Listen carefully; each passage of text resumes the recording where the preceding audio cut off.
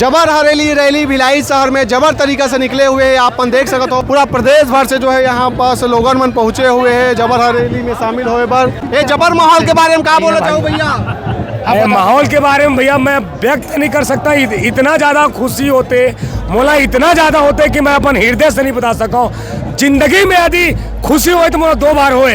एक हमार माननीय अमित बघेल निकलिस, अजय यादव निकलिस, दिनेश वर्मा निकली तब, और आज सबसे बड़े खुशी जो हमार 30 तिहार ला हमन भुला जात रहे तेला छत्तीसगढ़िया क्रांति सेना और जोहार छत्तीसगढ़ के माध्यम से आज हरेली रैली ला एकदम पूरा खुले वातावरण में निकाले हैं। जो छत्तीसगढ़िया मन जात पात में बढ़गरी से तेली, कुर्मी, करार, सतनामी, कोष्टा जे सब जात ला एक जात ला के, जैसे हमारे पुरखा देव बोले गुरु घासीदास बाबा, मनखे मनखे एक बराबर ऐसे छत्तीसगढ़िया क्रांति सेना बोलते।